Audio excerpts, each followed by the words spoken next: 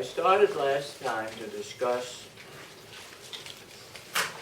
an extension of the analysis, an important extension of the analysis, to take account of the fact that parental human capital may directly affect the productivity of producing human capital of children. Now, what we've done so far, it indirectly affected it because it affected parental income. The parental income had an effect not on the productivity, but on the production of human capital of kids. But in this particular case, we're going to change this around. And as I indicated briefly, we're going to have human capital of children is F times the amount invested in human capital. That remains the same, plus the human capital of parents. So think of this as household technology, and different households have different technology. Up until now, we've been assuming that households have the same technology. They may move along different levels of inputs within that technology, but they have the same technology. So this is an important modification, and I think it's a realistic modification. So it's important analytically, but it's also very important empirically. Okay? So and what is the motivation for it would be that parents with a lot of human capital are better at investing in their kids, other things than saying than parents with less human capital. Now, there'll be counter exceptions to this. Some parents with a lot of human capital don't care about their kids that much and don't pay any attention to them. Maybe they're not good investors. But we'll say, well, that's not due to that this isn't operating, it's due to other forms, like lower altruism or something else. Right? And maybe this isn't, what I'm going to assume isn't true for every single family. Maybe some stochastic term or some other determinants. Right? But generally speaking, I mean, this is pretty compelling that more educated parents, for example, are better at investing in their kids than lower educated parents. So that would mean that f of h is greater than 0. Okay? So given the amount of time they spend with children, which is y, or the amount of good, another measure of y, the higher h, the greater the human capital produced of kids. Okay? Better teachers of their children. Think of teacher-student relationships. A teacher has human capital and generally more human capital than their students, and that greater human capital improves their ability to teach their students. Okay. Although we all know of examples, teachers with a lot of human capital who aren't very good teachers. So it could be other factors involved in this F function. But basically, that's generally true. There's more human capital, you have more knowledge to convey, and you convey that knowledge to your students. Okay? So this is a general recursive property. Think of now two other forms of recursivity in the human capital type of world. One, and we'll deal with that some later on, that as a person accumulates human capital over time, the human capital they had earlier affects their productivity of producing human capital later. I mentioned that, I think, in the first lecture. I haven't dealt with it much. I will deal with it some. I mean, there are various forms in which you can deal with it, and I will certainly deal with it some. You can deal with it early childhood, so if you invest some in, let's say, the first 6 months of childhood, that affects the child's human capital, maybe their non-cognitive, even maybe very early their cognitive skills, later on their knowledge, ability to read. You look at children who enter kindergarten or nursery school. Some are good readers, some aren't.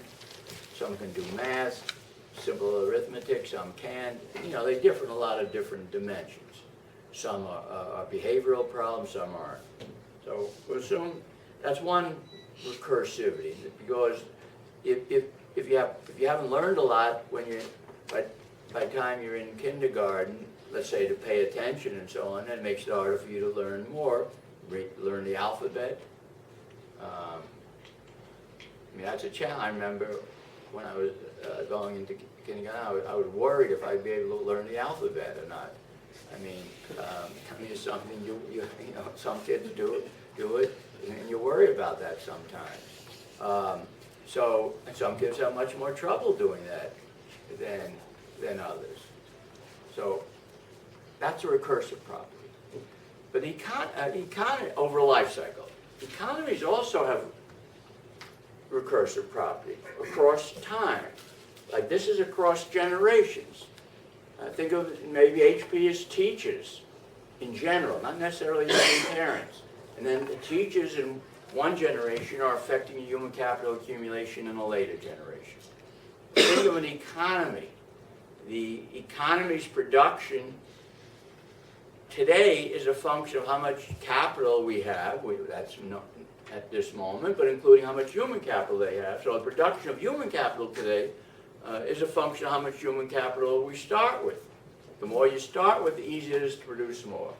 So if you start from, you're way behind in human capital, you're an economy way behind in human capital, it's hard for you to accumulate human capital.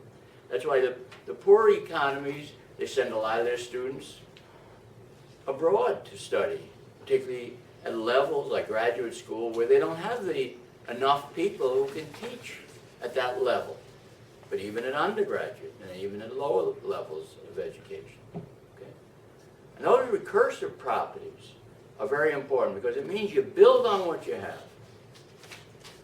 Whether over your life cycle, or within a dynastic family, or over an economy. And building on what you have affects the evolution of whatever you're looking at over time. Your human capital evolution over time, your human capital evolution across different generations of a dynastic family, or the human capital anytime in an economy. Okay? So this is extremely important, and we'll be dealing with it now within the household technology context. Okay? So we'll be saying part of this is household technology.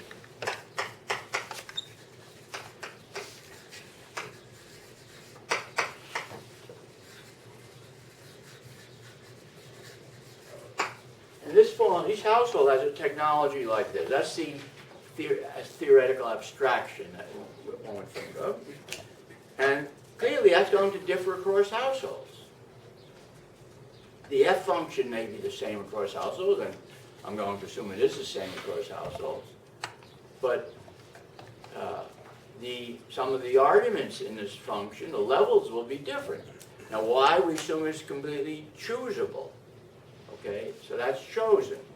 But H is given to the parents. They know their parents chose it, so there's a link between grandparents, and we'll see, between grandparents, parents, and grandchildren. But the parents have a given amount of human capital. For better or worse, that's what they have. Okay.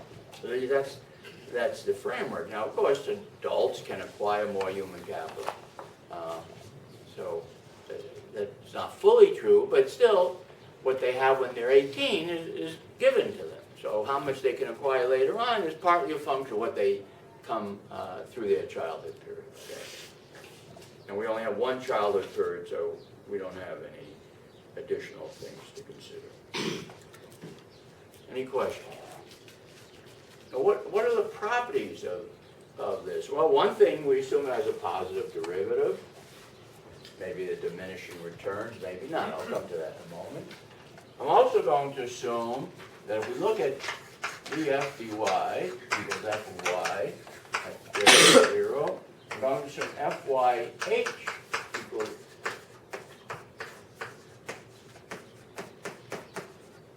is greater than 0. Okay? That is complementarity. That's an important assumption, as you'll see, but I think it's every theory is tested by how well you do understanding the world. That's how I think about it anyway. So, but I think it's, if you try to intuit about it, I think it's a perfectly reasonable assumption that parents have more human capital, their time is more productive investing in their children. The goods they spend is more productive investing in children. It's a little less clear, but you can think of it. They choose better schools, even for a given expenditure to send their kids to, and so on. Or they buy their kids in the household. Simple way to think about it, in the household. If they buy their kids a little like iPod or now an iPad, they can teach the kids how to be more effective users of that. These are the kind of ideas. So the rate of return, since we define the rate of return on y is equal to r f of y, that's going to be function not only of y, but also of h of t. In general, d r y d h of t is going to be greater than 0 by this assumption here, right? So the returns are going to be higher if this assumption holds for parents who have more human capital, okay? And from that point of view, there's a certain intuitive way to think about this. We've been assuming that for the most part, there's diminishing returns on y. We sometimes dealt with the linear case, but generally speaking, diminishing returns. And the justification for that was that it becomes harder and harder to put more information into the kid's given brain, anybody's brain, adult's brain. You're packing more information on. They have to, in any period of time, it's harder and harder for them to absorb that information. Okay? Now, what we're saying with this assumption of complementarity is partly that the parent's brain substitutes for a bigger brain of their kids. So the parents also have a brain most of the time, right? And that's a substitute. So when you have parents have more human capital, quote, bigger brain, not literally a bigger brain necessarily, but a bigger brain, that raises the productivity of investing in the kids. The kids can absorb more information that way. So the parent's brain is a substitute for the kid's brain. So once you bring in that substitution, then the notion they have diminishing returns from investment becomes more complicated. And that's important to see. And we can see that in one special case. Let's deal with a special case of this, a case that's very useful for some growth analysis.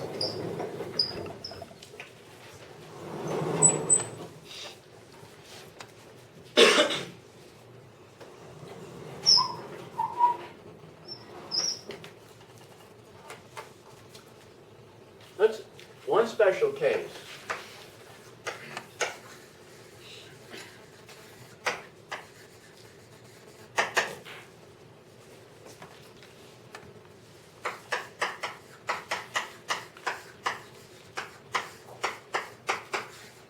Okay. Phi prime, that is d phi dy less than 0. Okay? Less than or equal. So now that's a special case because, the more general, this does have this complementarity property because d h of c dy is phi prime y, phi of f, let's say phi y, h of p, and then the second derivative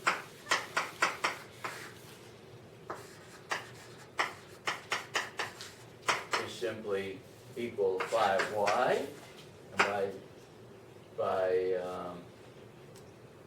no, it's simply equal to phi, sorry. Sorry, this should be pi. Maybe. Second derivative. This is positive. That's crucial. Okay, so this is positive, right? Second derivative simply the marginal product of y and its phi function. Okay, so it satisfies a complementarity property, which is a special version of it. In particular, think of it, look at it this way. So here's the equation.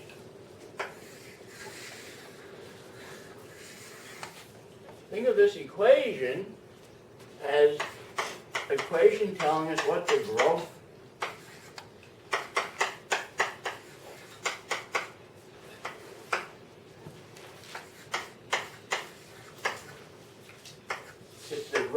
in human capital between the parents and the children's generation, right? G is the rate of growth. Right? So if children have more human capital than their parents, G is positive. If they have the same, it's 0. And if they have less, it's negative. And we say that growth equation depends upon Y. The more Y you're putting into the kids, the more rapid the rate of growth. But, obvious. I mean, that's possible, right? If we have complementarity, that's going to happen, right? But it brings it out in a very stark way. So if you're thinking economy-wide with some steady state rate of growth, let's say so growth in human capital, maybe other variables are constant, maybe 0, but constant. That would imply, if this was holding here, that Y is a constant over time. Y is not changing. Human capital is growing, but Y is constant. So think of it from this point of view.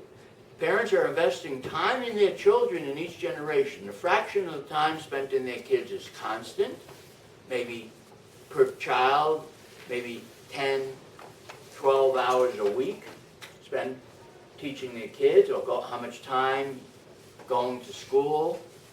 That's constant, and then the human capital is growing at a constant rate. Maybe 2% per year or per generation, maybe 25% per generation by some measures and the like. So it's a nice way of formulating a growth analysis. Therefore, it's used in different contexts. You follow that? Any questions?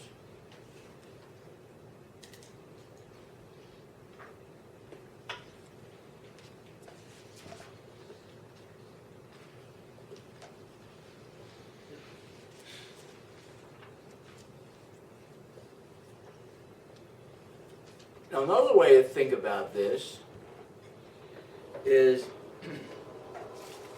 that the dependency of HC on HP is evidence of the. Remember, I said early on in maybe the first lecture that human capital is intensive in human capital. It uses really large amounts of human capital to produce human capital. This is one example of that. It's intensive. Assuming that HP is important in this F function, the production of human capital of children is intensive in the human capital of the parents. Okay? Or if this was thinking of as a school, the production of learning the alphabet, my great fear, was intensive in the fact you had teachers who knew the alphabet and presumably knew how to teach it. Right? That's what it would say. And the higher levels you go, the more is the human capital of the teachers. Okay? So this is consistent with that viewpoint. The human capital is intensive in producing other human capital. Professor Becker? Yeah. So in the growth function, we don't have human capital of the parents as one of the arguments then? Because in the end, well, in the rate of growth, it's not dependent on the human capital of the parents, because we can take that out by dividing it. It's just dependent upon the intensity, the Y, how much you invest in each kid. The rate of growth, the production of the human capital of the children is dependent on parental human capital, right? Production is dependent, because look at the function we get that from. We get that from this, and these. If you increase this, you'll increase that. Right? The rate of growth isn't dependent on it. That's all I'm saying. But the production is clearly, in fact, it's dependent in a very simple way.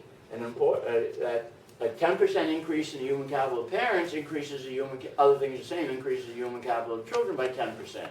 That's what's saying the growth rate only depends upon the intensity. So we're writing the function this way. This total function, this f function, in this case f is equal to phi of y of c times h of b. That's increasing returns in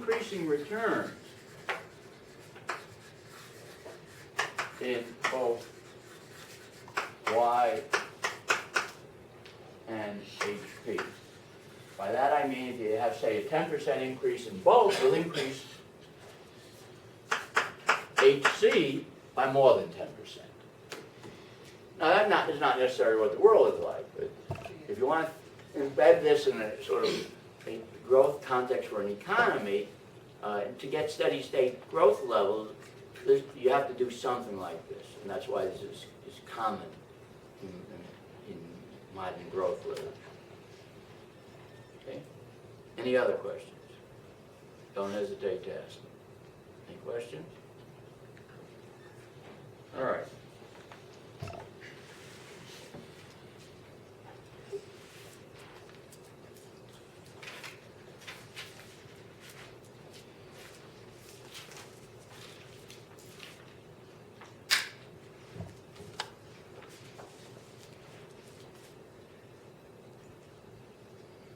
So, if you ask yourself a couple of questions, and we'll develop these later on. Now, what does this say if you have poor economies? Let's say we think poor in terms of human capital, which is an important determinant. Is it easy enough for them to catch up to the rich economies? Well, if you had something like this, and if this sort of functions the same for poor and rich economies, and if the poor and rich economies are spending the same amount of resources investing in their kids, the growth rates are the same. So if human capital growth rate is sort of a measure of the growth in the economy, then it's not easy for poor economies to catch up to rich economies.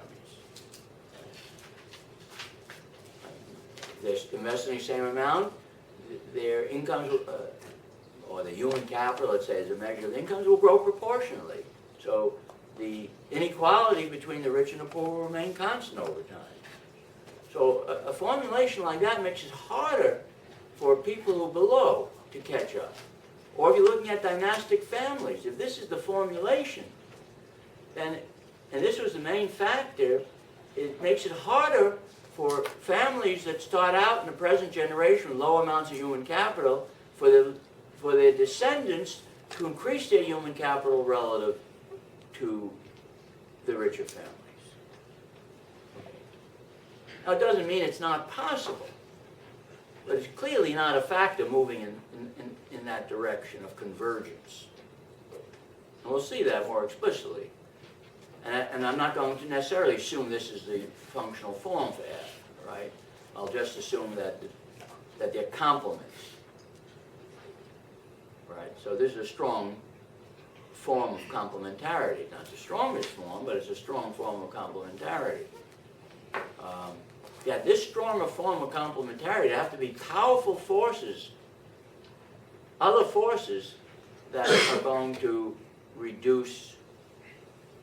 lead to narrowing, that if families start out differing in their human capital, that the later generations will be closer together than the initial families. It'll be harder to do that.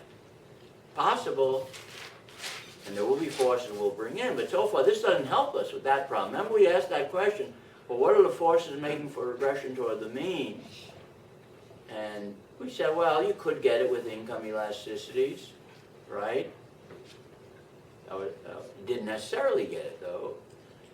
Very rapidly declines in the productivity of Y would help you in that direction. Lower the observable income elasticity, but it didn't need to have it. You could have regression away from the mean. So we'll have to ask ourselves the question, what does this do in terms of the likelihood? Because we observe in the real world regression to the mean. So somehow forces producing regression to the mean must be dominating on average other forces. That must be true. That the rich, in terms of generational things aren't getting richer relative to the poor if you look over time. They get, I mean, yeah, to be careful how you say this, but the descendants of the rich are not as rich relatively as descendants, and the descendants of the poor is not as poor relatively as their grandparents or parents were. Doesn't mean inequality within a generation is changing. We went through that before. I hope you understand that. Those are different things. They're related, but they're different. Does everyone follow that? In the last 50 years, world per capita income, very little evidence of convergence. Okay. Some, but richer countries on the whole grew about as rapidly as poorer countries. That's what I mean by very little evidence of convergence. Now there were exceptions within each group. So in 1970, South Korea was a poorer country. Now it's a fairly well-off country, right?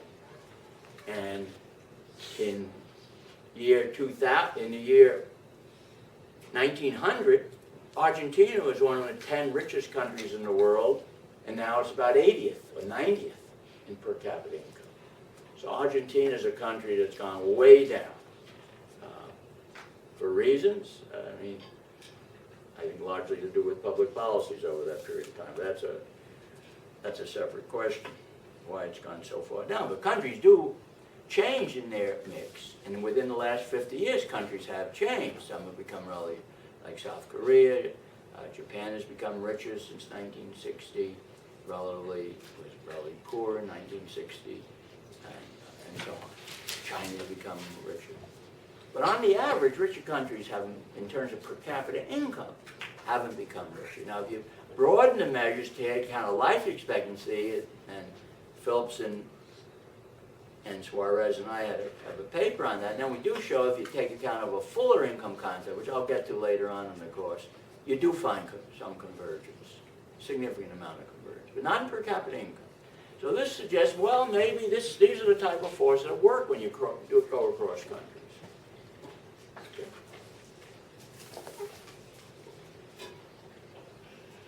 All right, so now let me go back.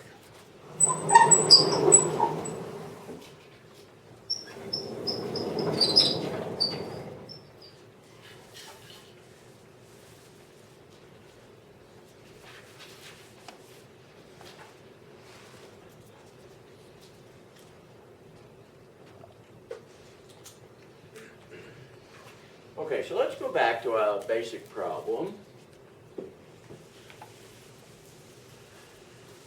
Let's assume we have this production function.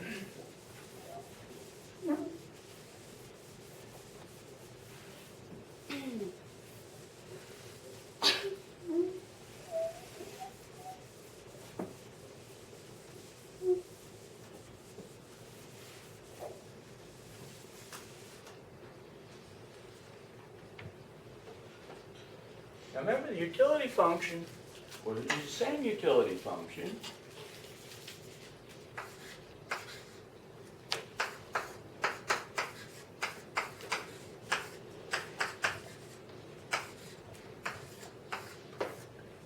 So one argument here is income.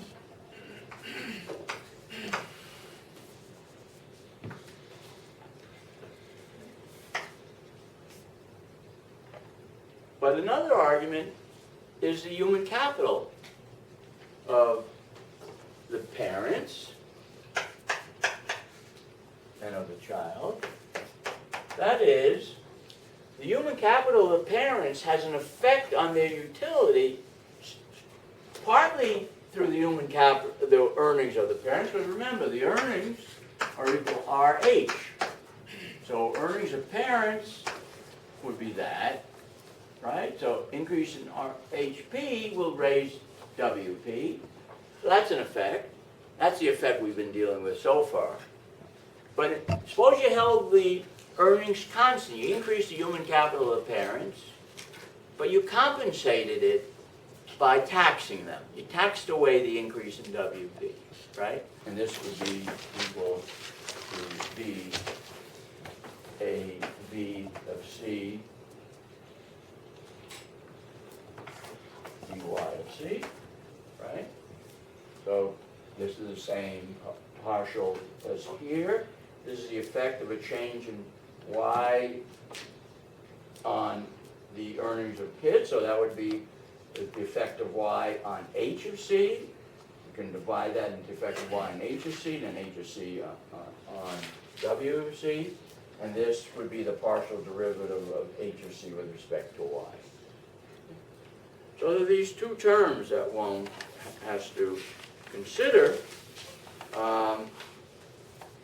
and so now we can ask ourselves a question. Suppose we had a compensated increase in parental human capital. What happens? And what do I mean by what happens? So now I'll make it clear what I mean by the experiment.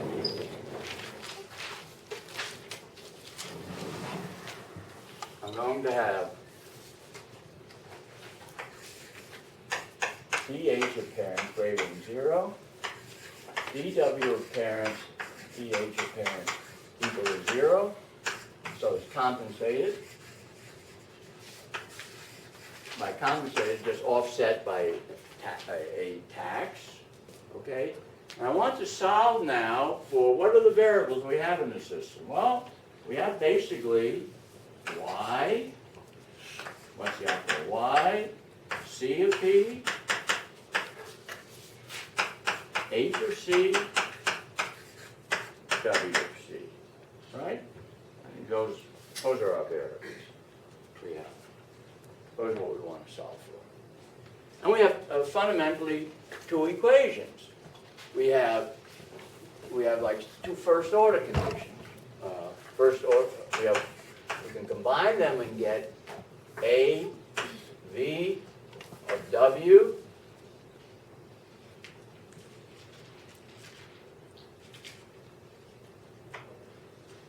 R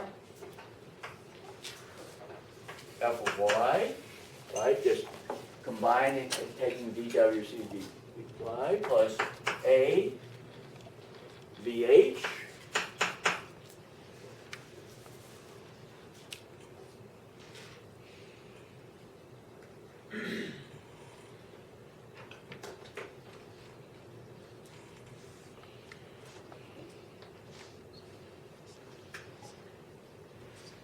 F of Y is equal to U prime C of P.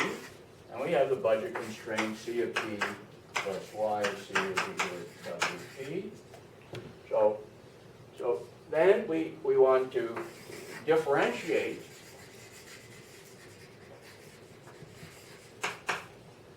with respect to H of P. Okay, with delta W of P equal to 0. And we grind through what we had before, and then in the problem session tomorrow, Dan and Hayes will grind through. But you should work on it before that. It's just a little bit messy, but there's nothing hard about it. Now, let's think about what's going on. If you think about and understand what's going on, you'll know if you're getting at the right answer or not. Okay, so what are the effects going on? Well, all right, now what are the effects? Effects. 1, income effect.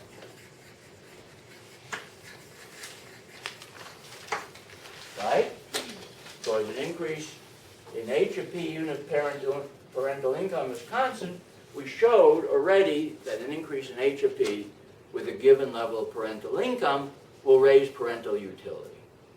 That's what I mean by an income effect. Utility level effect. Income effect, well, in general, that will raise CP,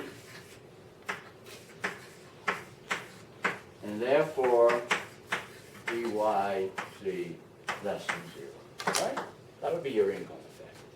Parents consume more, they're better off. but the only way they can get it is by investing less in their kids. Okay.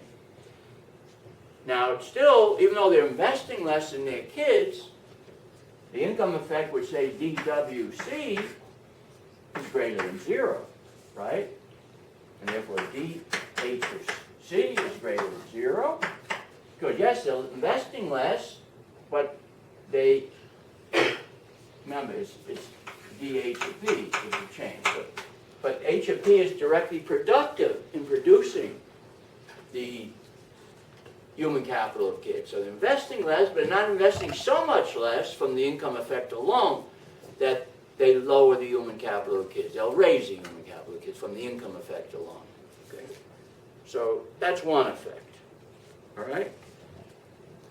Now, if we continue to assume that complementarity, if F, Y, H is greater than 0, complementarity, parent's brain, remember, is a substitute for children's brain to some extent, so that H and Y are complements, well then, when parental human capital rises,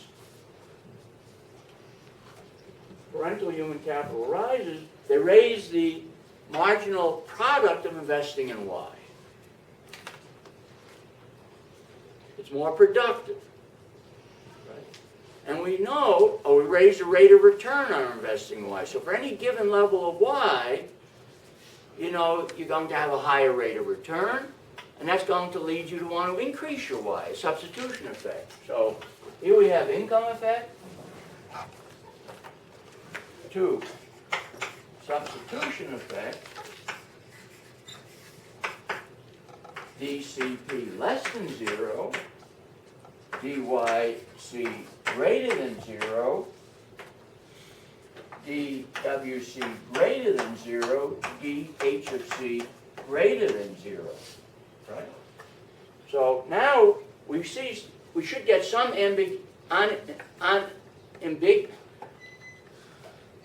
unambiguous effects, right? We should get some unambiguous effects. What will they be?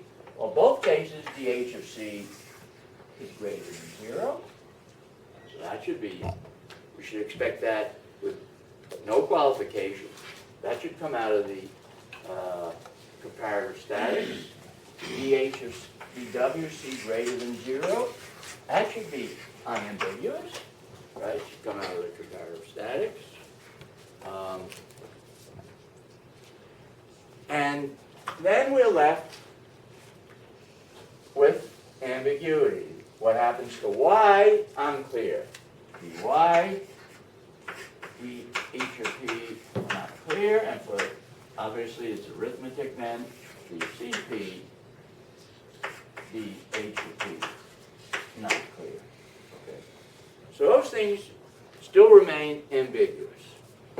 Now if you had an increase in parental income, if we didn't compensate, then we'd get another force going on. There'd be an income effect, which would raise Y and raise C of P. So with the uncompensated, this is more likely to be positive, and this is more likely to be positive, but not necessarily even then. Okay? Right? So with compensated, we have this ambiguity. We know that children, if parents' human capital goes up, even if parental income doesn't change, we expect the human capital of kids to go up and their earnings to go up. How much parents invest in their kids wouldn't be so clear. It will be determined by if the substitution effect is very strong. So for example, if increase in parental human capital greatly raises the marginal productivity of investing in kids, then you would think Y would also go up, right? If the income effect was weak on C of P, Y would also go up. But it will depend upon those effects. Okay. So that's what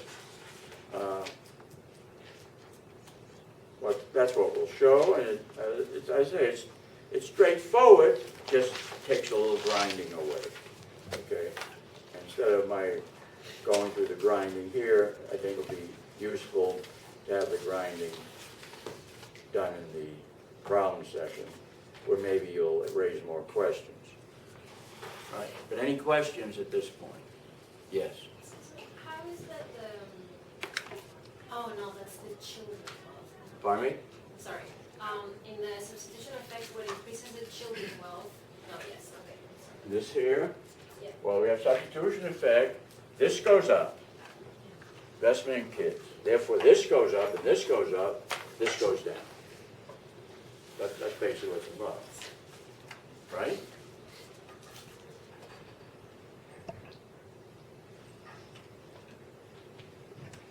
Okay, so we think that parents with more human capital, even if their income isn't greater, will have kids with more earnings and more human capital. Not a surprising result. But we can't sign from this alone what the effect will be on, say, the time spent with the kids. So if you ask yourself the question empirically, do more educated parents spend more time per kid than less educated parents? Well, you would say, I mean, a bunch of reasons why. You would say, well, it's not so clear. Their income, maybe their income is higher. That may or may not lead them to spend more time, because they may want to take more leisure time, but it may. But let's say their income wasn't higher, then they want to increase their own consumption, spend time on their own consumption, so that conflicts with spending more time on their kids. They're going to make their kids better off, but whether they're going to spend more time. Now, empirically, most studies, I think, show the more educated parents spend more time when their kids are little, rather than less time. Now, I'm not sure the income effect, if they have higher incomes, and so you have to isolate that out, where that's been isolated. I'm not sure. Dan, you know that. Suppose you held the income constant. That's what you're working on, right? What happens? I still think if you hold income constant, more education means More time. That's my impression. Right. So we have the authoritative answer. You spend more time. All right. So that's telling us something about the nature of these functional forms, and you can complicate it in various ways. But it's hard to get that out as a precise prediction from an analysis of this type of generality. But you can get it out. I shouldn't mean to say it's hard to get it out. That's not the right way to put it. It's hard to get it necessarily out of the analysis, but it's not hard to get it out. I mean, it depends on a powerful substitution effect will give it to you. Just it doesn't automatically follow. Okay. All right. Now, if you look at, I mean, on the whole, these results are confirmed. So, for example, not only the time result, but even, and then surely it's going to follow and does follow. If you look at the education of parents, the correlation between education of parents and education of children, holding the parental income constant is still very positive. The more educated parents for a given level of income have more educated kids.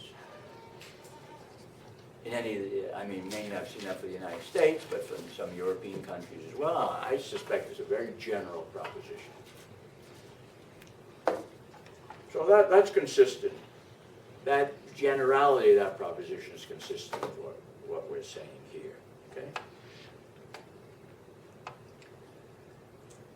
Now, there's a bunch of evidence. I mean, as I've indicated, that suggests that human capital is important of the parents. Early childhood. Kids growing up in families with low parental human capital are already falling behind by age 4 or 5 relative to other kids. When they're born, they're not as far behind, but they're further behind by age 4 and 5. So it's just something's going on within the household. They haven't gone much to school yet, although some of them may begin to go to nursery school and preschool programs. So they may have some impact. But even before those, they're falling behind. Right? So the question is, why are they falling behind? All right? You can't blame it on bad schools, but you can blame it on parents who aren't doing as much. Not necessarily bad parents, but parents who aren't doing as much because maybe they don't have the human capital to do it. Maybe they don't care. I mean, there are lots of reasons why you can give about it. But kids who come from parents with lower education are behind other kids already by age 3 or so. And the gap gets bigger as they get older. So that's pretty important. There's something in the family that's really important going on here. That's why human capital analysis tries to understand education, other investments. Some ends up going a lot back to understanding family structure. As we're not talking about structure very much now, but going back to the family. The family is just so important in these areas. And you can see that in the early childhood.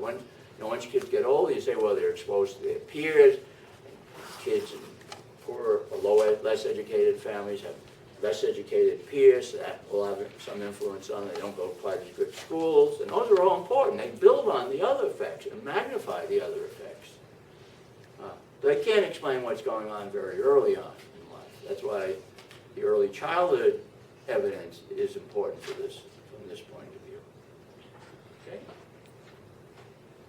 And that's why it's often suggested that in order to overcome that, the real parents may not have so much human capital, so you replace it with surrogate human capital in early childhood programs, Head Start programs and the like. You do human capital not of their parents, but of others, teachers. And to the extent those are good substitutes, you can overcome it relatively easily. To the extent it's not such good substitutes, it's hard to do it. And all these early childhood programs are pretty expensive. So, people ask, what's the rate of return on them? But that's how you have to think of this, that you expand this function F to not only human capital of parents, but human capital of others, and to the extent that human capital of others, so if we expanded it like this,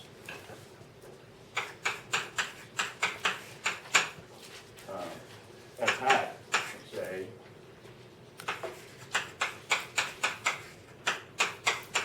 T for teachers, to the extent these are close substitutes, this could compensate, a high this could compensate for a low this. To the extent they're not good substitutes, it becomes hard to do it. And my own feeling is they're substitutes, but they're not great substitutes. Moderate degree of substitution. So it makes it difficult to have early childhood interventions. Not impossible, it may be worthwhile from a lot of social effects, less crime and other things that people have shown, but not easy to do. Okay? Any questions? Sorry. We're Yeah. not making any difference between genetic and environment, right? Like, we're not saying that human capital can be genetically passed on. It's all due to the production function. Yeah. Now, there may be genetic aspects in the problem, in the reality. There are. And I'm going to come to what I'm going to call abilities, which you might want to interpret a lot in terms of genetic. But I'm going to treat that as a separate factor. Abilities and human capital aren't the same thing. One may influence the other, but they're not the same thing. So we'll get to that.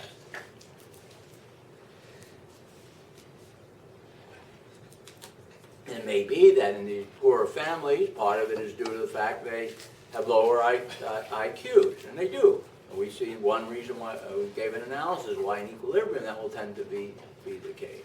So that would be a force. Okay. Now, this analysis gives us what we've been going through, not just today, a little more reason why we distinguish human capital. Remember I said at the very beginning, why do we want to distinguish human capital from other capital? I mean, a theory is better if you have less distinctions, not more distinctions. I mean, some people like complicated theories, but the best theories are simple theories. If you can do it well, why complicate it? That's been the driving force of science ever since its beginning. Science generalizes, gets the simple theory to explain a lot. Okay? So why do we want to distinguish human capital? Why do we want a more complicated theory? Well, we've seen several reasons why human capital is not just capital. Let me give you a couple.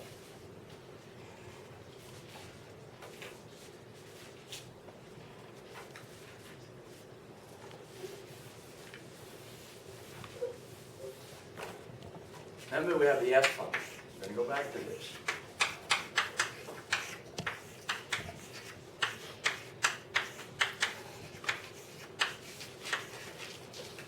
Diminishing returns. The more you put into a child, the more you spend on them, the lower the return. Now, in most capital, we'd say, well, you know, you're part of some general market.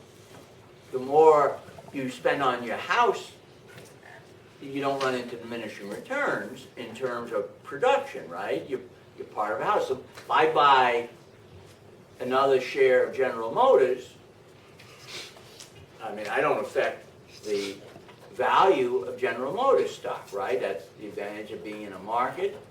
You don't affect the value of the stock, right? But if I buy more investment in my kid, I do affect it. The kids are separate markets because of this. We're fixing, I keep calling it the brain. You can think of it more generally, but the brain is fixed as you're putting it into a child. You're not putting into anything comparable when you look at a market structure, right? So other capital is in markets. You may have examples of some other capital not in markets where you have these effects, but they're generally going to be a lot weaker than what we think of it for human capital investments. Yeah? So is this diminishing returns not because of the level of education or level of human capital that you get toward the farther reflection, but basically limited on the actual ability? Well, being able to read is more valuable than calculus or something.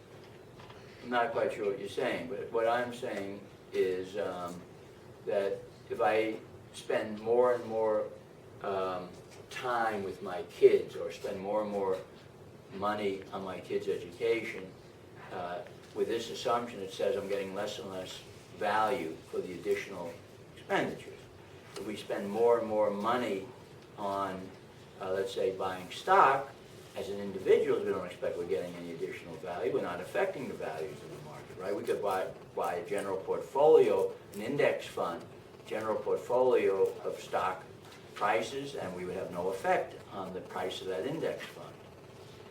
Okay, so I guess I'm trying to distinguish whether, as you get farther along on human capital, what quantity of human capital you put into it. I'm sorry. As you get farther along in the human capital that you put into an individual, Yeah. is diminishing returns is based on the capacity of that person? Well, that's based on a what you're justification I gave. Yeah, it's based on the capacity of the person.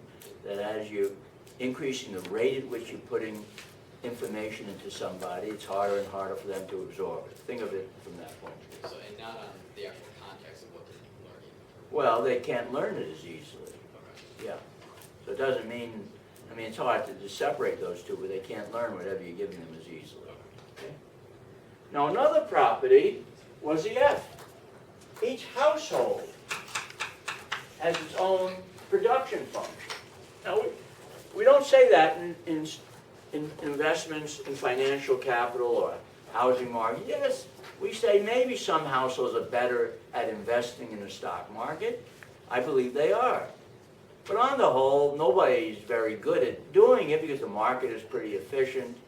And so one household, education does seem to affect somehow the overall return adjusted for risk on financial assets, but it's pretty small compared to the effects in the human. It is small relative to the effects on human capital.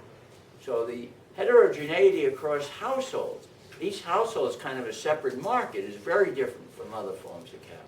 That's another major difference. It's not an overall market. There is a market on the demand side for using human capital, and we justified the fixed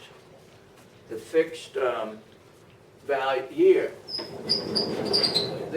We justified this as being given to each family by saying, well, I'm in a market, and R is some function of the sum of all the human capital in societies over J individuals, and maybe physical capital and so on. So if one person increases their human capital a little more, that doesn't affect us because they're 1 out of 1,000,000, right?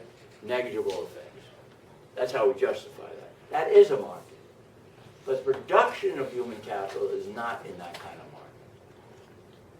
And I stressed at the beginning that's on the supply side that you find the major difference with human capital and others, not so much on the demand side, like looking at the market production function. Okay. And so we've seen it clearly in both of these examples. Okay.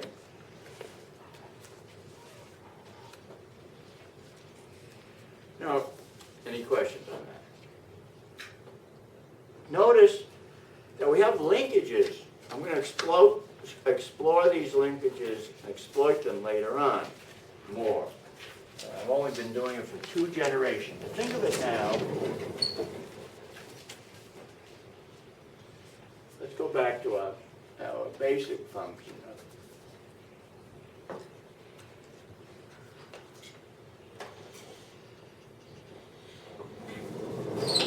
Let's go back to this.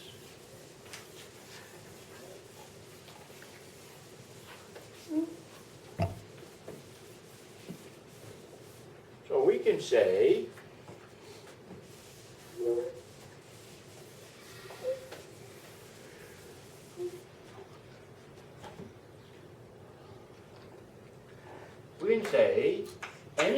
each generation this holds. So if you look at the grandparents, they don't have a function where it's going to depend upon the human capital invested in the grandparent and the human capital of the great-great-grandparent. All right? And then we're going to say the human capital of the parents is F, Y invested in the parents, and the human capital of the grandparents. But the human capital of the grandparents is this, so we can substitute in for that F of Y grandparents and H great-grandparents. And then we can go on. Human capital of the child is F, Y, C, human capital of parents. But this is equal to, that's equal to F of YP, and then this further F, Y, GP, etc. We have this continuing recursive relationship. So in a sense, the human capital of children depend upon the human capital of their grandparents plus the amount invested in their parents and the amount invested in themselves. We could write this out, for example.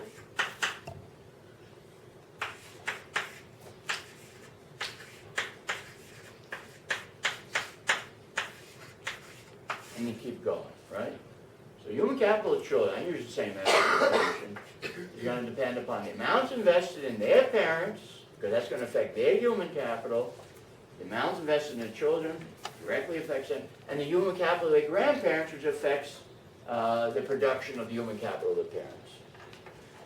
So you have this, that's what we mean by a dynastic family. You can think of a family over these generations, where what you are is a product of all the investments made in the previous generations, all your ancestors. Now, of course, a lot of them, your ancestors of 500 years ago, would only have a pretty minor effect.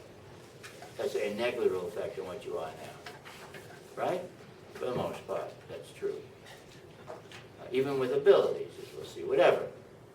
And we should be able to show why that's true, and we will try to show why that's true. That's going to be really dependent on regression to the mean.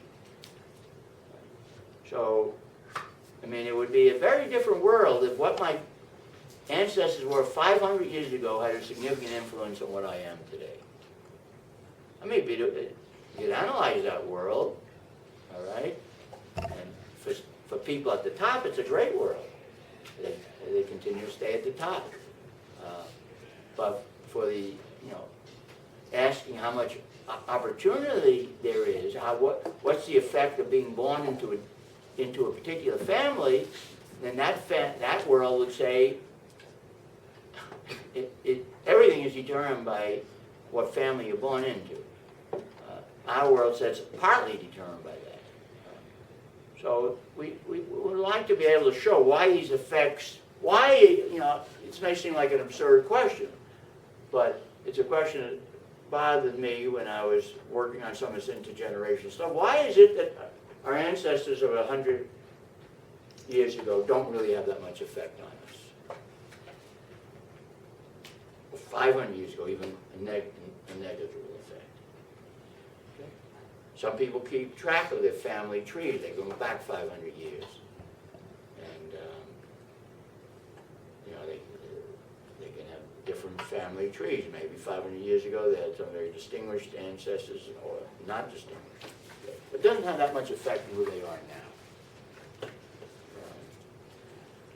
And we're going to try to go into that. Okay, but before I do that, I won't be able to do that today. I want to come back to this issue of equity versus efficiency.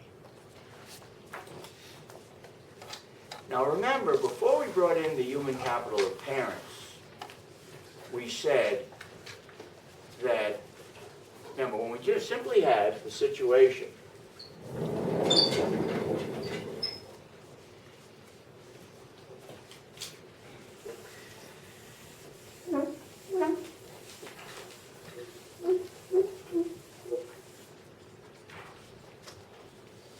simply had HC, f of YC, okay?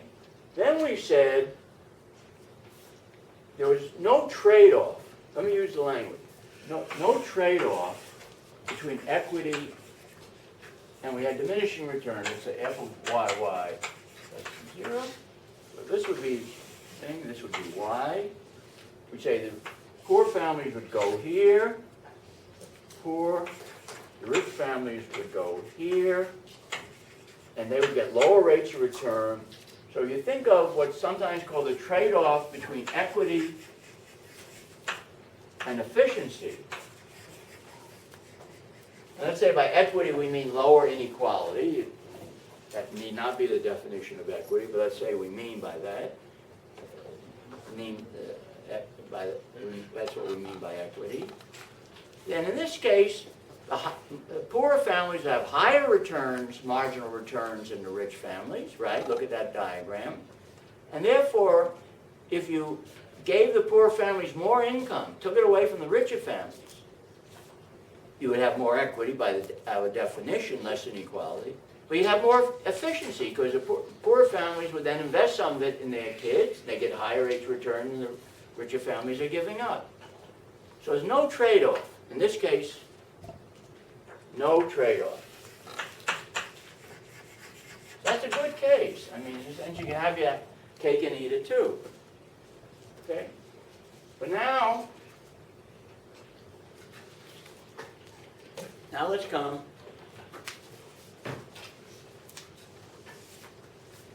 to our generalized case.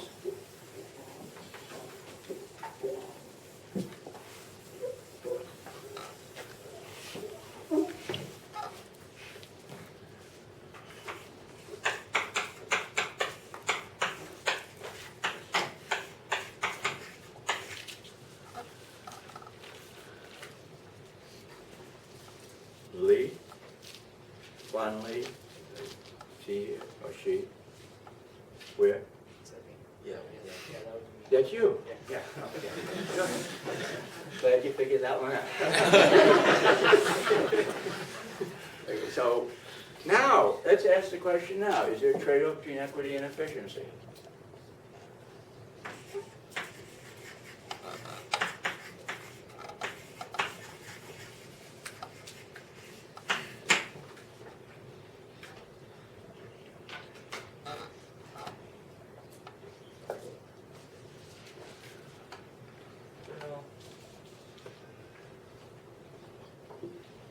I think it'll be harder to tell because, I mean, if you think that parents with higher human capital have higher income, then Suppose they did. yeah, then well their children will in the function, that means they're more productive in producing their They are. human capital of their children. Right.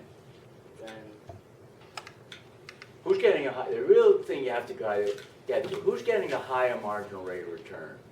The richer family with the higher human capital, or the poorer family with the lower human capital of the parents? Who's getting the higher marginal rate of return? In this case, we showed the richer, poorer families are getting the higher marginal rates of return. Right. What about in this case?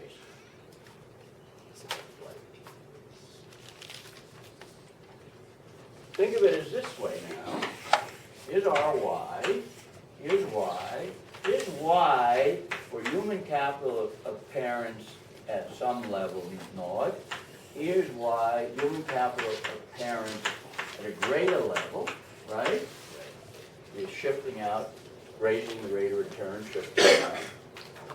so it will be hard to tell, right? And generally, we don't know, right? It's, if they invested the same amount, remember we showed there's some ambiguity, there's a considerable ambiguity here, maybe Y is the same. If Y was the same, clearly the rate of return is greater in the rich families. So there is then a trade-off. If you gave money to the poor, you'd lower the efficiency of the economy. Maybe you want to do it, but you'd lower the efficiency of the economy. Now, on the other hand, if Y was sufficiently great, let's say Y of the poor was here, and Y of the rich was here. Oh, no, I have to go down even further. Could have taken it here, right? So this would be the level of the rich. This is poor, poor. This little level right here is rich, not a very good diagram. Okay, but they're getting low rates of return in the rich family, and then we'd be back to that case, same case. So we can't tell in this case. There could be a trade-off between equity and efficiency in this case, in the sense that if you're going to raise the human capital invested by the poor, you may be giving up, at the expense of the rich, you may be giving up efficiency. Now maybe you do it without changing that of the rich, well, then that may be okay. If you're doing it at the expense of the rich, you'd be giving up efficiency. But we can't answer that question. But there could be. That is, the notion being, yes, the rich people are richer, they're going to spend more on their kids from rich, but, I mean, they're going to have more, let me put it a little differently. They're not going to necessarily spend more. They're going to have higher earnings of their kids because they're richer, they're going to, but may spend less. They may spend more because they're more productive. Now, on balance, does the marginal rate of return be higher in richer or poor family? We don't know. And empirically, it isn't so clear. Dan, what would you say the evidence was? Well, I don't think we know fully about that, but it's not obvious the marginal rates of return are higher on a poor family than on a rich family. It's true the poor family that drop out of high school, I'm thinking of the U.S., but in all countries that drop out of school earlier than other kids in every country. But are they dropping out because they're capital constraints, they're getting high rates of returns and they're dropping out, or they're dropping out because they're getting low rates of return? I would say, if I had to give my view, on balance, I think they're getting lower rates of return. But I can't say we know that very well. Right? And the theory says it's not, a priori so clear. So we may have to have a trade-off, we may not. Okay? So the old notion in economics that all the difference from rich or poor was due to the difference in their incomes. That's been a traditional human capital notion going back historically. That would suggest there's no trade-off. The poor getting higher rates of return. Bringing in household technology and family differences and so on, that may radically change that view. You still may want to redistribute, but you're going to have to recognize, maybe, that you're giving up some efficiency by doing it. Okay? There may well be a trade-off. Okay? Any questions on that?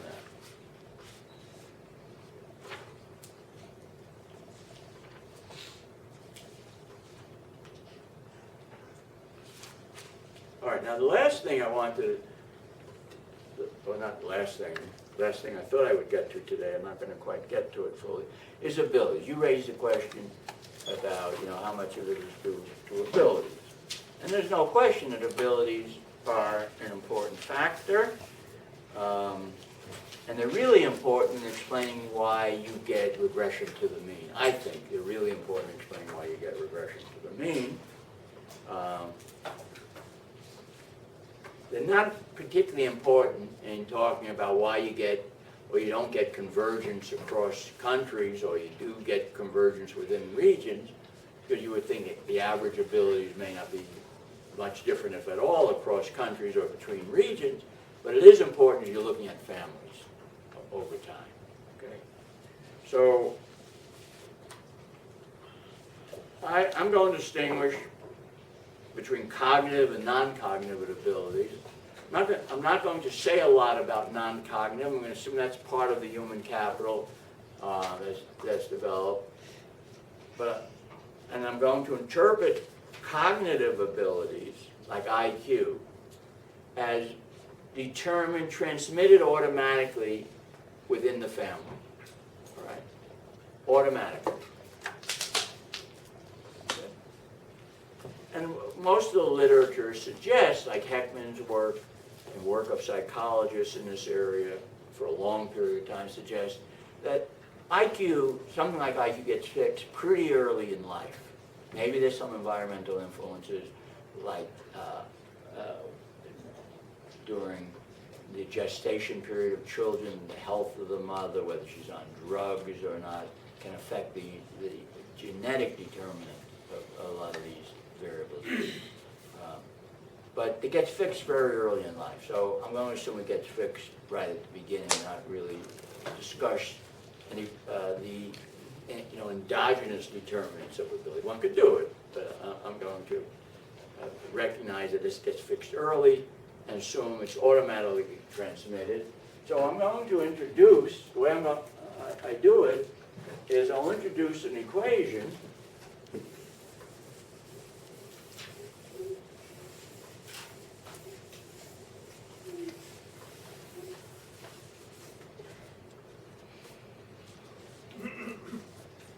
a linear equation. This is the ability of the children. It's equal to H, the ability of the parent, plus some stochastic determinant. So if you think of abilities genetically, you have mating, and so children only inherit from any one parent half their gene structure. So the way geneticists model this is through some stochastic determinant. And then there's a constant term here. I'm going to write it as 1 minus H A bar.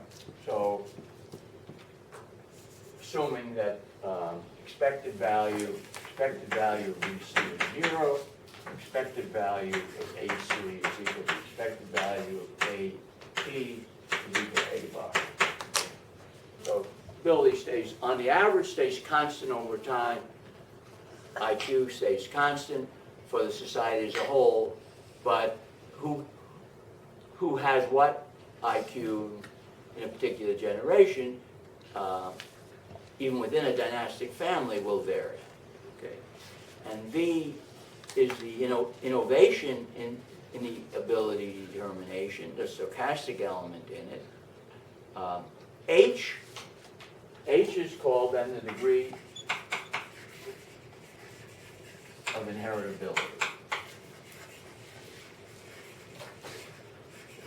Now you can say a lot of this is not genetics, it's environment, early environment. That's fine for my formulation. In fact, Holmes and I call it endowments, because ability is such a loaded word that people see red sometimes when they hear that word.